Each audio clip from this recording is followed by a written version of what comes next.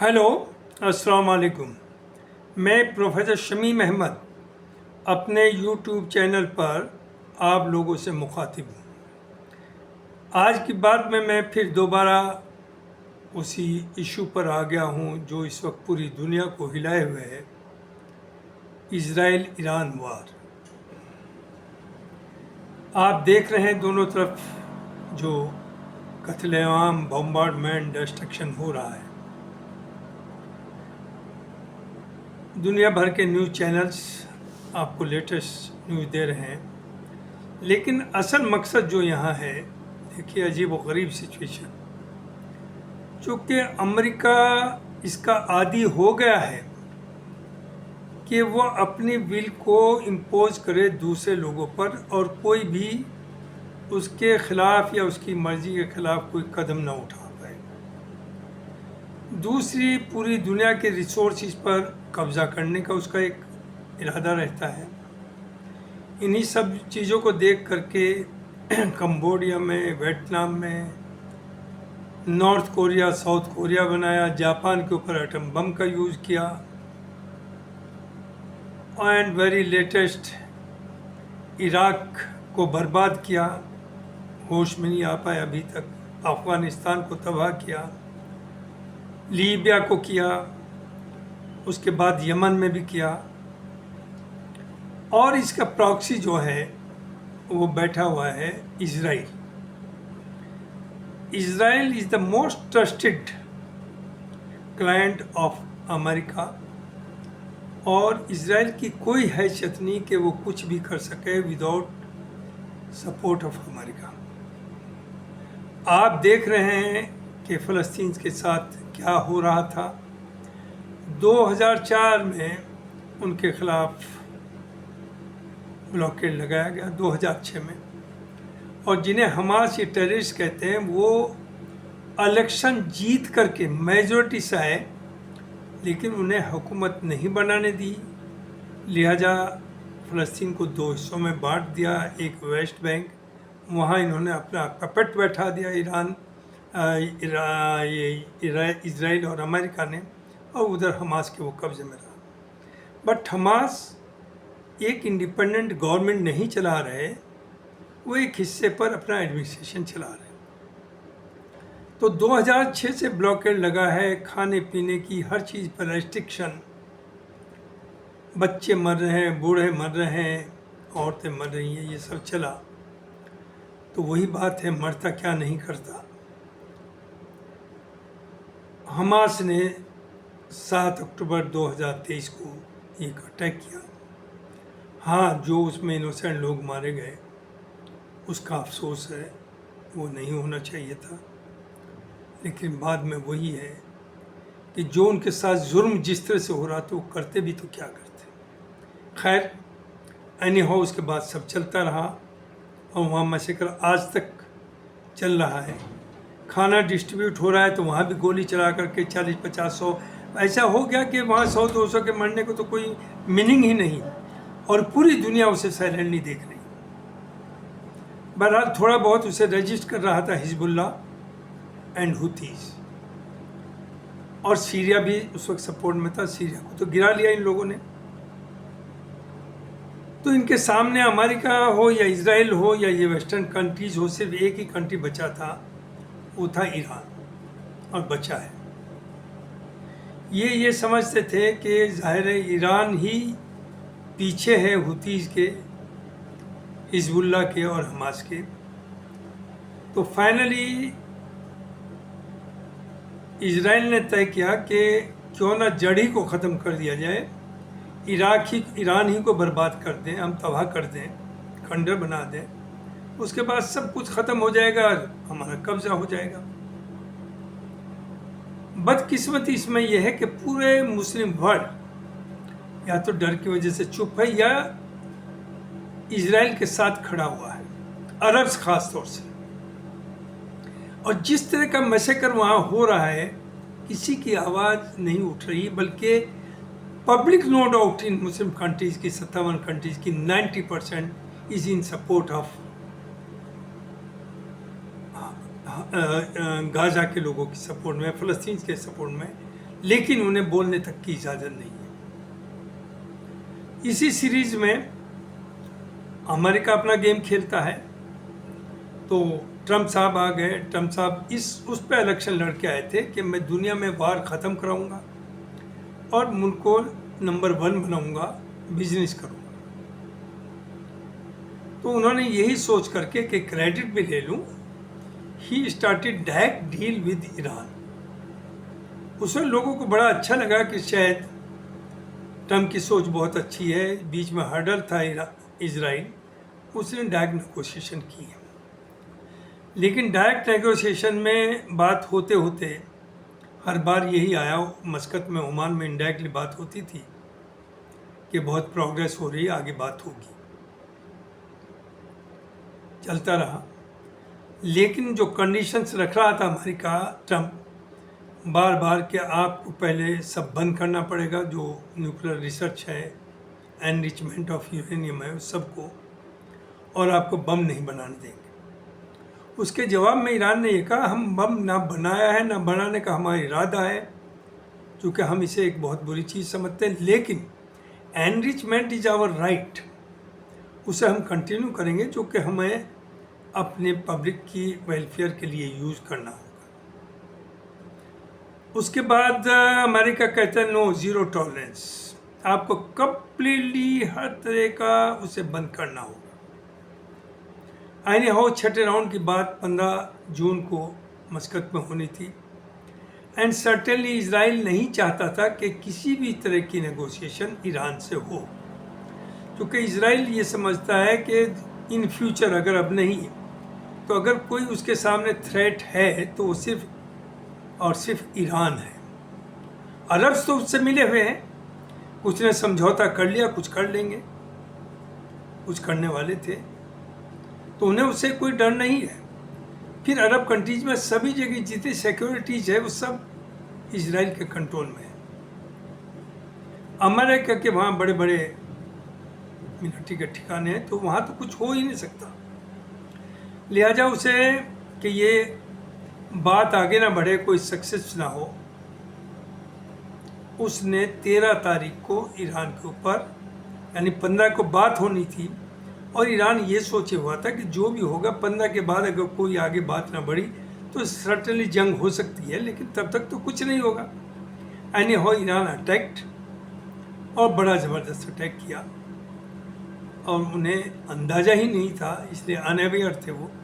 उनके बहुत से जर्नल्स, बहुत से साइंटिस्ट मारे गए। एनी हाउ, फिर उसके बाद शुरुआत हो गई, और ईरान ने वो करके दिखाया जो दुनिया में कोई सोच नहीं सकता था, जो इजराइल ने या अमेरिका ने ख्वाब में भी नहीं सोचा था कि एनीबडी कैन चैलेंज इजराइल और उसके ऊपर कोई इस तरह से डिस्ट्रक्शन अटैक कर सकता है। ये सब चलता रहा। अभी G7 की मीटिंग थी, उसमें ट्रम्प साहब गए और वहाँ से अपना जो कहना था वो कहा, और उसके बाद वहाँ से भाग लिए, ये कह करके कि मुझे अभी बहुत अर्जेंटली पहुँचना है अपने मुल्क, और मुझे ईरान और इजराइल की वार के बारे में कुछ इम्पोर्टेंट बातें करनी है। और आप देखिए, वहाँ से आप थ्रेट इशू करते हैं, कहते खamenei का हमें एक एक जगह का पता है, कहाँ वो सोते हैं, कहाँ रहते हैं, हम जब चाहे उन्हें मार सकते हैं, लेकिन अभी हम मार नहीं रहे, यानी अभी नहीं मार रहे, बाद में मार भी सकते हैं। और चूँकि वो तो आदी हैं इसके, वो दुनिया भर के उन्होंने प्रेसिडेंट्स मार दिए, मिनिस्टर्स मार दिए, सब कुछ किया है। तो ये उन्होंने कहा। उसके बाद ये कहा कि ईरान के पूरे एयर स्पेस के ऊपर हमारा कंट्रोल है, मीनिंग दे भाई हम हर एक मूवमेंट देख रहे हैं, हर एक चीज़ देख रहे हैं, और जिससे चाहे जहाँ चाहे हम डिस्ट्रॉय कर सकते हैं। और कहा, ये भी वार्निंग दी कि ईरान फौरन या तो सरेंडर करे, वरना उसका नतीजा बुरा होगा। खamenei साहब का जवाब आया, क्योंकि खamenei अल्लाह से डरता है, वो किसी इंसान से नहीं डरता। Iran is the real follower of Islam, Sunni नहीं है, सुन्नी धोखा देते हैं। उसने कहा कि आप इस बारे में सोचिएगा भी नहीं, आप हम पे अटैक करेंगे, आप दूर रहें तो बेहतर है, वरना हम आपको भी नेस्त नाबूद कर देंगे और इजराइल को भी कर देंगे। लिहाजा खamenei साहब ने डरने के बजाय ईरान इजराइल के ऊपर अटैक्स और ज़्यादा ज़बरदस्त कर दिए। आज छठा दिन या सातवां दिन है, 19 तारीख, 13 को शुरुआत, 7th डे। आज जो मिसाइल यूज़ किए हैं वो बहुत एडवांस है as compared to earlier one. और जो इजराइल अपने यहाँ के फोटोग्राफ भी नहीं लेने दे रहा था, वीडियो भी नहीं बनने दे रहा था, कोई चीज़ बाहर नहीं देने जा रहा था, ये बताना नहीं चाह रहा था कि क्या डैमेज हुआ, आज उसका मीडिया खुल करके टीवी के ऊपर, अखबारों के ऊपर फ़ोटो भी दे रहा है और कह रहा है हमारे हॉस्पिटल्स के भी ऊपर अटैक हुआ। अबे तुम्हें शर्म आनी चाहिए, तुम्हारे हॉस्पिटल पे अटैक हुआ तो बुरा हुआ, और गाज़ा में हॉस्पिटल में आप अटैक नहीं कर रहे हैं। वहाँ एक एक करके हॉस्पिटल्स, डॉक्टर्स, नर्सिस, सबका कत्लेआम आपने कर दिया, कोई फैसिलिटी नहीं छोड़ी इंजर्ड के लिए, बीमारों के लिए। तो आपका अब आपके ऊपर पड़ा ना, आपको तकलीफ हो रही है। आप इल्ज़ाम लगाते थे कि हम तो हॉस्पिटल पे इसलिए अटैक कर रहे हैं कि वहाँ हमास के सेंटर्स हैं उसके अंदर। वही बात तो आपने की है। जो हॉस्पिटल्स हैं उसकी आड़ में, उसके पीछे आपने अपने मिलिट्री के इंस्टॉलमेंट बना रखे, तो ईरान ने उन पर अटैक किया। और जाहिर जब उससे मिले हुए हॉस्पिटल, उन पर भी असर हुआ और डिस्ट्रॉय हुए हैं। तो उसने ये बता दिया कि आप भूल जाइए, ईरान जो है वो इराक नहीं है, वो लीबिया नहीं है। और आपको मालूम है कि अफगानिस्तान में 20 साल तक आपने जंग करी, आप बर्बाद हो गए, उस मुल्क को तो तबाह किया, लेकिन आप भी तबाह हो गए। और किस तरह से आप पाकिस्तान का, इमरान का सहारा ले करके कतर के अंदर नेगोशिएशंस करके वहाँ से जान बचा के भागे, और सब आपने बिलियंस ऑफ डॉलर्स का आर्म्स एम्युनिशन वहीं अफगानिस्तान में छोड़ा है। आपको अपना हासिल मालूम है। तो ये हम भी जानते हैं और हमें भी डर है, हमें भी खतरा है कि अमेरिका दुनिया में सबसे ताकतवर मुल्क है, इसमें दो राय नहीं, we can not deny it. लेकिन America will not be able to do what it has done in Iraq. Iraq में तो गलती ये हुई थी, सद्दाम हुसैन ने, जब इन्होंने कहा आपके पास वेपन्स और मास डिस्ट्रक्शन है, तो उन्होंने कहा कि आप चेक कर लीजिए, आपको एंट्री दे दी थी, आपको उन्होंने सब डिस्ट्रॉय कर दिया था, और भी चीज़ स्कर्ट्स वगैरह जो उनके पास थे, और उसके बाद आपने उसे तबाह किया। ईरान के साथ वो नहीं है। ईरान 60 साल से तो आपकी लगाई हुई पाबंदियाँ झेल रहा है। उसके लोग वो लोग नहीं हैं जो अरब से।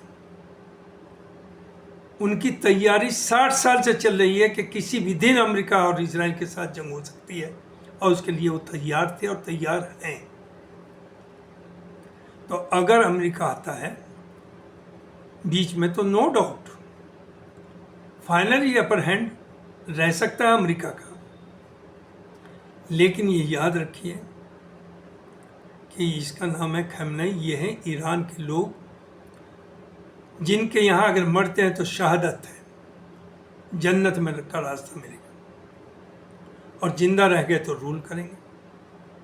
तो उन्हें जान की परवाह नहीं है, वो सरेंडर करने वाले नहीं हैं, वो आसानी से कुत्ते की मौत मरने वाले नहीं हैं। वो पहले तो जो ये अरब कंट्रीज हैं, जो कि ऑलरेडी दिखाने को कभी कभी कोई स्टेटमेंट देते हैं, but they are hand in glove with America and Israel, तो पहले तो ईरान इन्हें तबाह करेगा। हालांकि इन्हें तबाह करने में अमेरिका और Israel will be very happy कि ये तबाह हो जाएंगे, तो हमें आसानी से यहाँ एंट्री मिलेगी, और हम डेवलपमेंट के नाम पर जा कर के इन मुल्कों पे बाद में कब्जा करेंगे, और यहाँ के जो बादशाह या रूलर्स हैं उन्हें एक कोने में बैठा करके हम राज करेंगे पूरे अरब और मिडिल ईस्ट वर्ल्ड के ऊपर। लेकिन ऐसा नहीं है। याद रखिए कि इजराइल दुनिया की मैप से ख़त्म हो जाएगा। जो ईरान मारेगा, वहाँ इजराइल में कोई बचेगा नहीं। और अमेरिका के भी जो 50,000 सिपाही चारों तरफ अरब कंट्रीज में पड़े हुए हैं, कम से कम 20-30 हज़ार लाशें उसमें से अमेरिका वापस जाएंगी। And then no doubt Saudi हो या यूएई हो या कतर हो या तो बहरीन हो या आपका कुवैत हो, इन्हें अभी भी अकल आ जानी चाहिए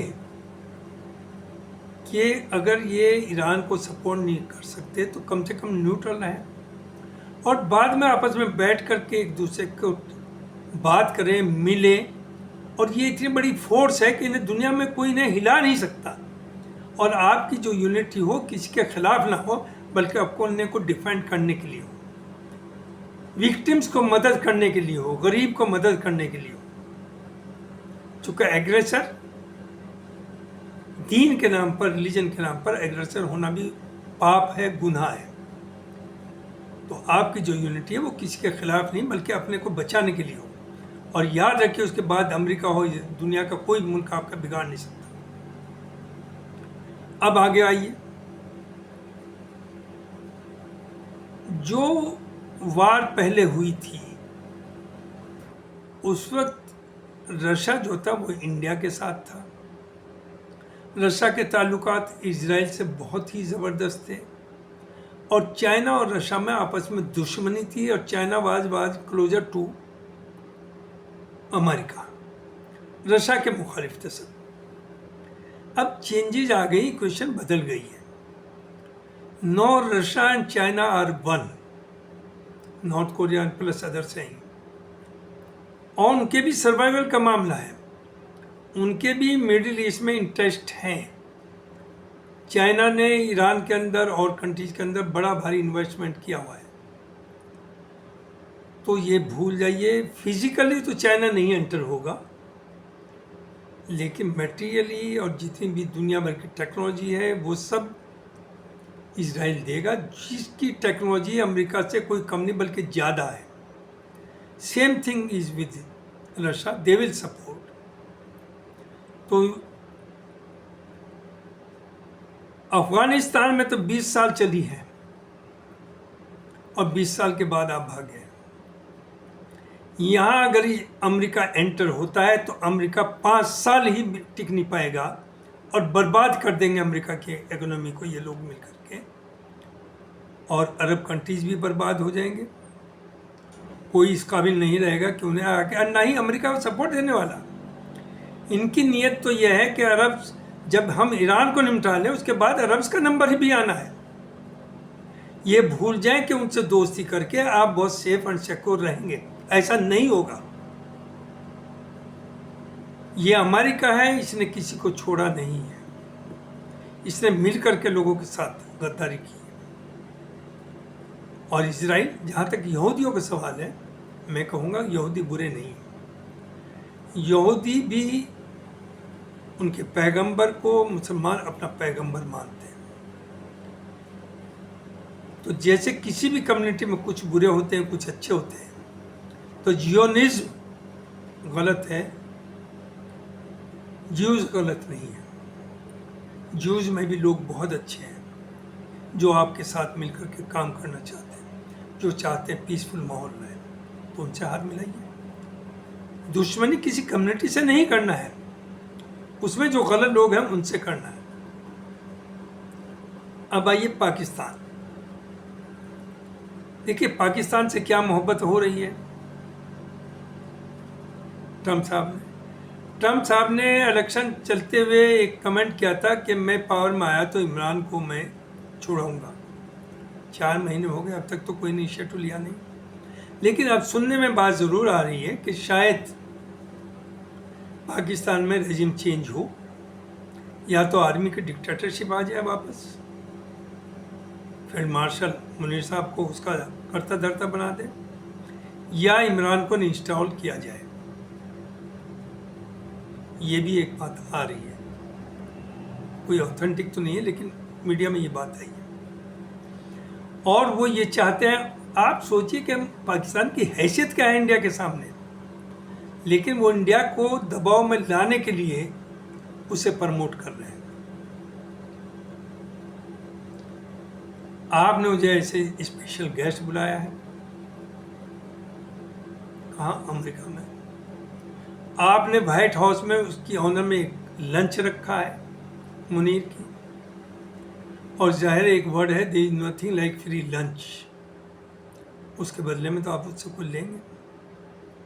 लेना क्या है कि आप तो एक तो वही कॉन्ट्रैक्ट, और एक वो मिनरल्स वगैरह पे कब्जा करना, उसके कॉन्ट्रैक्ट ठेके लेना। नंबर 2, वो ये एश्योरेंस चाहेंगे कि अगर ईरान से वार होती है और अमेरिका घुसता है, उसमें एंटर होता है, तो वो he will be allowed to use the Pakistani space to launch his fighters from there against Iran.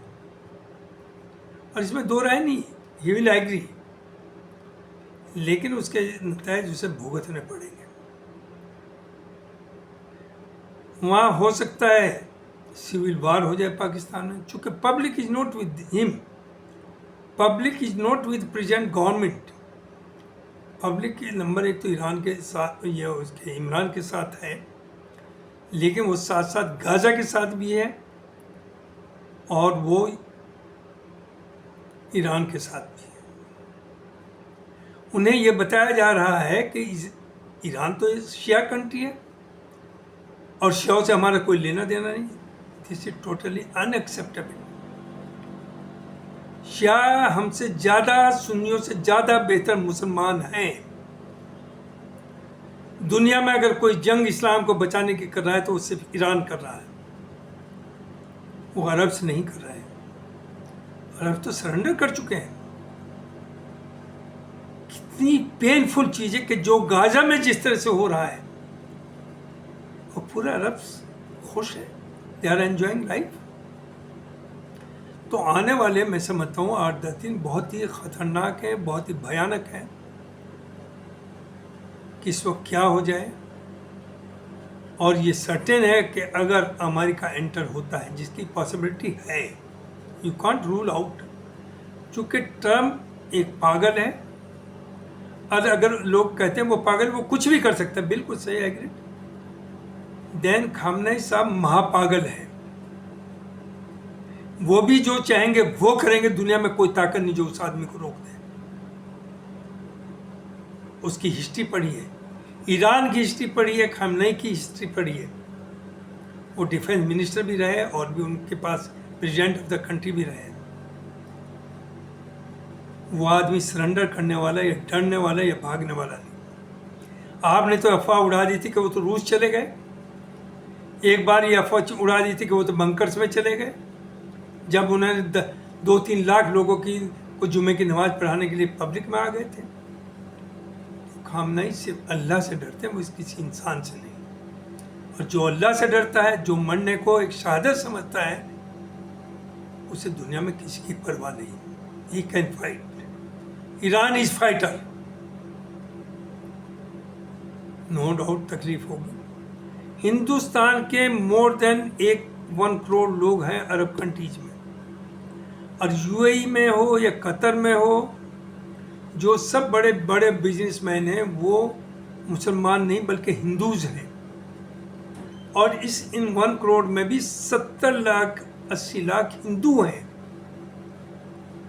जिससे मुल्क की इकोनॉमी भी ऊपर जा रही, जो वो पैसा भेजते हैं, और उनके हालात भी यहाँ सुधरे हुए हैं। अगर ये वार आती है तो वो वापस भी नहीं आ पाएंगे। इसलिए नहीं आ पाएंगे कि एक हवाई जहाज़ में 200 से 400 लोग आते हैं, और जब वार हो, जंग हो रही होगी, तो क्या वहाँ से जहाज़ उड़ पाएंगे? तो लोगों का क्या होगा? ये जो इंडिया में बैंड बजा रहे हैं, नाच रहे हैं, इन्हें बड़ी खुशी होती है जब मुसलमान कहीं भी पिटता है, जबकि इनका लेना देना कुछ नहीं। इजराइल से ने क्या मिला? आपने 60-70 हज़ार लेबर भेज दी वहाँ, उनका जो हसर अब हो रहा है। बंकर्स में सिर्फ इजरायलीज ही एंटर हो सकते हैं। ये जो यहाँ की लेबर गई, इन्हें एंटर नहीं होने दे रहे। इन्हें खाना और पानी नहीं मिल रहा है, लेकिन इंडियन गवर्नमेंट के बारे में बात ही नहीं कर रही है। उन्हें राइट ऑफ कर दिया। लेकिन अगर आप इन 1 करोड़ को राइट ऑफ करना चाहेंगे वो, तो आप बड़ी दिक्कत में पहुंच जाएंगे। तो इसलिए इंडिया की भी जिम्मेदारी है कि इसमें बहुत जिम्मेदारी के साथ ऑनेस्टली इंटरवीन करें। आप बहुत मामूली कंट्री नहीं, आपकी एक पहचान है। आप डरे नहीं कि ट्रम्प जो चाहे कहते रहे और आप उसका जवाब नहीं देते। जवाब तो इनडायरेक्टली देते हैं कि हमने फ़ोन पे कह दिया कि हमने आपस में दोनों ने मिल करके सीज फायर किए। आप ये कहने को तैयार नहीं कि जो ट्रम्प 14 बार कह चुका, ट्रम्प झूठ बोलते हैं, मिसगाइड कर रहे हैं वर्ल्ड को, गलत हैं, ये कहने की आपकी हिम्मत ही नहीं। तो ऐसे काम नहीं। हिंदुस्तान बहुत बड़ा मुल्क है, बड़ा ताकतवर मुल्क है, इसकी एक पहचान है। And our leadership should come forward, it should be stand with victims, और जो एग्रेसर है उसके खिलाफ आवाज़ उठानी हर आदमी की, हर इंसान की जिम्मेदारी है। थैंक यू वेरी मच, बहुत बहुत शुक्रिया। फिर बात होगी।